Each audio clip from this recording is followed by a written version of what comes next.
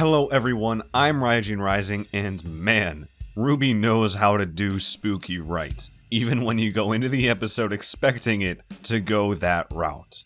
Here's my Afterthoughts chapter review of RWBY Volume 8, Chapter 8, Dark. I don't break down the full episode in my chapter reviews, I just speak to 5 takeaways that I identify with the most. So remember, it's not a top 5, it's just a main 5. Here we go, my 5 main takeaways from RWBY Volume 8, Chapter 8, and remember, spoilers. My first takeaway is that the Hound lived and died to its full potential. It did everything it needed to do for the story and presents room for even more theories than the fandom could originally think up. The prevailing idea was that the Hound would be Summer Rose, like no body, no death, right? She went missing and was presumed dead given that Salem exists. But if Salem takes people and turns them into an elevated grimm form, surely Summer Rose is a prime candidate for that, right? Here's the thing, she very much can be and probably is. The worst takeaway I think you could have for the Hound dying in this chapter is that, well, that's it for that potential. The Hound's potential as a silver-eyed warrior grimm is that we get an idea of where all of them have gone. If the Hound were just the shady man from Volume 5, which, I mean, I can see him suffering that fate, that would be wasted potential, but that's not it. With a silver-eyed warrior and with Salem's desire for things that are useful to her, why would we assume there won't be any more experiments? Salem said she was pleased with her results. The Hound is certainly more useful than Cinder has been. If Salem can make an endless supply of hounds that are more useful than the humans she has to persuade to be in her inner circle, that's less effort on her part. She is a master manipulator, so neither way is really a challenge, but creating grimm has got to be far less effort. And if you want, you could probably say that this shot from the opening, Salem has the Hound's wings, but there's also plenty of grimm eyes in the darkness, that could point to having more than just the Hound as an experiment.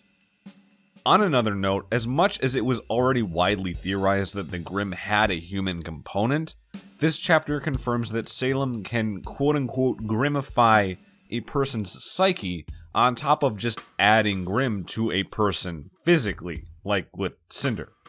The Hound had the intellectual capacity of a person, but its instincts were very much grimm. Back in Chapter 4, with Cinder's disobedience, I theorized that Cinder's character arc would involve Salem turning her into a grimm in some manner so that she could be more useful. And this revelation does reinforce that that is still very much possible. I'm not as confident in the theory as I was back then, but I am still very much looking out for it. So do I think we will see Summer Rose as one of these grimm? The theory is still very much alive, but I'm willing to bet that we don't quite have the concept for exactly how Summer fits into this. Maybe just like Oz made the Beacon Relic the crown of choice a special case compared to the rest, Salem might have done the same for Summer. But I don't think that one of these grimm experiments has to be Summer Rose for it to matter. My bottom line here is that even though the scariest, most threatening grimm we've seen is now dead, its threat level is very much not. The grimm's introduction in Chapter 2 shows the potential the Hound can have, and its death in Chapter 8 plus Salem's desire for useful puppets both show that other grimm can and will have that potential too. I love the Hound's story arc. My second takeaway is that Blake Belladonna just keeps winning as a character. I don't mean her fights, not her fights, she doesn't win those. She generally doesn't take enough time to assess her enemies and realize that now that's a katana, but it's only a katana, Blake, you can't just do everything with that. People say Weiss can't win, but really, so not her fights, but her character, this volume, winning. I think a prominent take is that, oh, now that she's not with Yang, she's showing so much more of herself. And it's easy to interpret that sentence in a couple ways for better or worse. There's places it hits, there's places it misses. Volume 8's writing is hyper-focused on giving characters who haven't interacted as much the screen time to do that. The screen time to grow with each other and use that growth to advance the plot. Nora and Penny, who've both been around since Volume 1, converse for the first time ever in this chapter, and in a way that calls out the parallels in their distinct character arcs and adds more weight to what Penny is going through. And by a thread that, by the way, Blake started in Chapter 3. Out of the main four, at least in Volume 7, Blake got the least development. So Volume 8's writing is definitely focusing more on her, it seems, in compensation. Blake and RWBY, from the audience's perspective, have gotten a lot more attention as a duo that somehow, for some people, no matter what volume it is, haven't talked since Volume 1.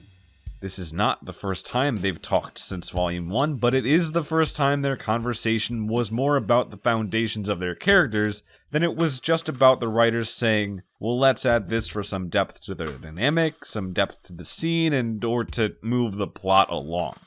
So it is a valid criticism in that regard, that this is the first time that Blake has spoken to RWBY in a way that she would speak to only RWBY since Volume 1. On the one hand, we have seen the way that Blake looks up to RWBY for years. The fall of Beacon, Brunswick, the elevator to Ironwood's office. She appreciates RWBY's outlook and capacity for leadership. And on the other hand, it is a valid criticism that as Blake opens up to RWBY in this chapter, this is likely the only feasible way for her to do it if it has to build off of her perspective of RWBY. Blake and RWBY don't have that many connecting threads, whereas if Blake had to give specifically Yang words of encouragement if Yang was in this scene, there's so many different ways she could go with it. I have said this before, but it's wonderful seeing what I know of Blake get rounded out and put at the forefront of her character, since there's always been so much the writing could draw from. Ultimately, Volume 8 is continuing to write scenes that get to the core of its characters and have them move the plot along in the absence of the way they would typically do it if everyone were together. Blake is definitely getting her time, and it is still just as worthwhile. For my third takeaway, I did not see so much of Whitley's Atlas arc character coming. He is taking up the mantle of the Schnee Dust Company, and he is helping Mantle. Back in Volume 4, I assumed Whitley to be a spitting image of Jacques to the point of being just utterly incapable of seeing the broken home for what it is. I didn't see a reason to believe otherwise, so I didn't. But that's bad on me, because with Volume 7 leading into what we have now, Whitley is the best version of himself that he could be. Weiss recognizes what led Whitley down that path, and with Jacques out of the picture, she sees who he's always had the potential to be finally coming forward. So she had her moment with him in Chapter 7, and I see that with that, she acknowledged that they're on the same or a similar wavelength. There is an unspoken understanding of that, even though that's not really the way the hug hit in the moment, not 100%. I hope that in the future that they call out their father as the reason for their unstable relationship once they actually have the time, now that there's not a hound chasing them down. Even if they both know what happened, I'd like there to be some tangible acknowledgement at some point. But now, Whitley has basically taken up the mantle of the Schnee Dust Company and is helping Mantle. In my review to Chapter 7, I believed Mantle would be left to the wayside in the plot for a couple of chapters before returning full force in some way like, you forgot about me for too long, so now I'm really a problem. I think it will be good for the Happy Huntresses and Mantle at large to see the SDC, basically the symbol of the thing they'd been fighting against, coming to help them. The Happy Huntresses painted over the symbol of Atlas in an act of rebellion in the slums, and now it's here to lend a hand regardless of the past. A new hand, reaching out to help. At this point, everyone who is still alive in Mantle is in the slums. At least I'd assume. So all of Mantle would see the SDC coming to save them. As I see it, it could potentially be the first major unifying act to help with relations within the kingdom. Should Atlas survive. And if that is where Whitley's new self starts, I'm so excited to see more from him. For my fourth takeaway, something smaller.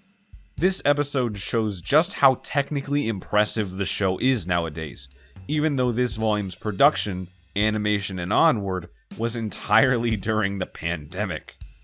Before Volume 8 ever began, the crew had always spoken along the narrative that it would be challenging to make in so many different angles, that the story necessitated so much, and that has really shown through in this chapter.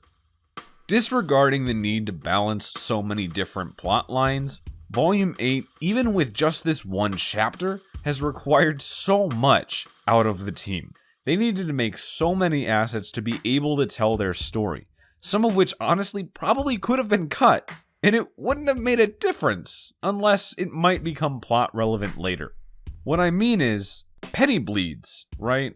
They didn't need to make her do that. But she has this green goop and it gets all over Ruby, Weiss, and Whitley, and the crew needed to make new character models for this to happen. Or at least I believe that's how it works. I don't know the industry. Is it plot relevant that they're covered in Penny's blood? It added a dynamic to the horror, the Hound tracking its scent, but I don't believe that it was necessary. There was definitely a way to write just as much horror without Penny's blood. So unless it becomes plot relevant that they're covered in Penny's blood later, it's a really small thing.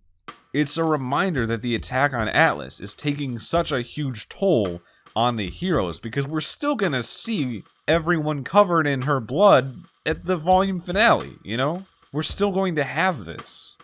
And it's great for that, and it's cool to see that the crew is able to do so many little things, even amidst what is probably the most technically challenging volume yet. A couple of other things. This shot of the moon is, I'm assuming, a single drawn 2D image, and it's gorgeous. While this shot of May is incredibly pretty.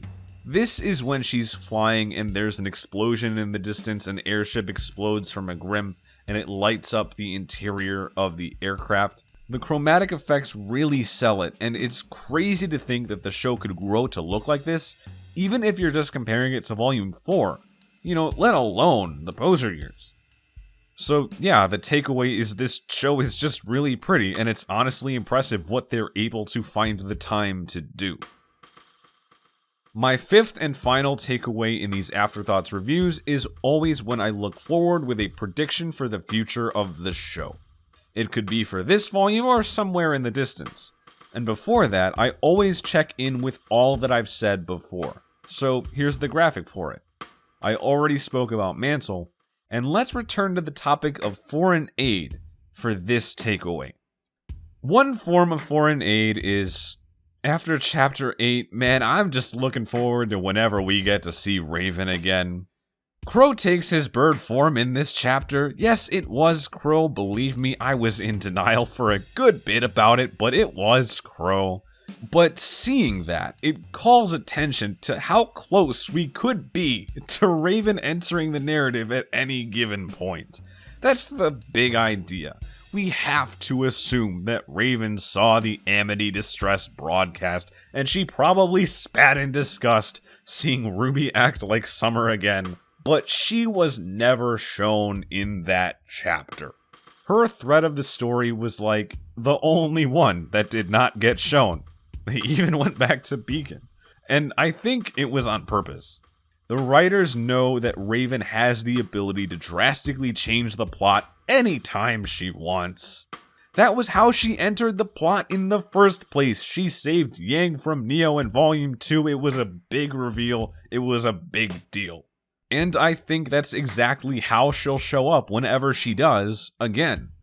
She has had so many opportunities, whether she knew it or not, to help Yang, to help Crow. She's an instant game changer the moment she re-enters the narrative.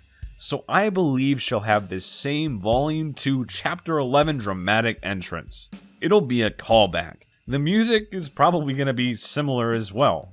It pains me how vividly I can see this scene in my head, knowing full well this volume is juggling such an insane amount of things that adding Raven would just make it even trickier to balance. And that's just how much I want it.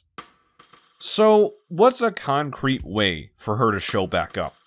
I don't think she'll go to Crow, simply because I don't see his plot arc as needing her. It might, but Crow and Robin are free from jail now, or mostly. They don't need Raven, unless maybe Robin was injured in the destruction again and there's another conflict there for Raven to help with. I hope that doesn't happen, but you know. On the other hand, though, Yang's group is about to enter just about the most hostile territory that could possibly exist. There will be trouble, and Raven could be their escape route. Winter said they'll drop the payload regardless of Yang's group's safety. It will probably get to that point, because how could it not? And Raven could enter the whale and extract everyone to Crow in 5 seconds flat. That is the way I most want to see it happen, and it pains me to say I'm not holding my breath. At this point in the story, we are led to believe Raven has no way of helping Ruby's group. If Raven is capable of significant character development, she could definitely grow to be able to make a portal to Ruby. Unfortunately, she has at best mixed feelings about Summer, and it would take her spending time with Ruby and really navigating those feelings for her to be able to see better of Ruby too. If Raven ever makes a portal to Ruby, I will go ballistic. I would love to see it, but there is no potential for it happening in the moment. So at the moment, I have to just say, you know what, I'm pulling for it to happen with Yang's group in Chapter 9, but at this point I just don't know, man. Those are my 5 takeaways from RWBY Volume 8, Chapter 8, Dark. Everything else is just an afterthought. I'm doing chapter reviews once a week, but other projects are at a halt for the moment. I just built a PC and am in the process of getting it to work, so it's consuming a lot of my time. Either way, stick around for all this and Twitch streams in the future if all goes well. What are your thoughts on RWBY Volume 8, Chapter 8? Are you satisfied with the Hound's narrative? Do you think Raven will show up at all this volume? Let me know down below. And while you're around, like and subscribe. I'll see you next time. I'm Raijin Rising. Have a good one.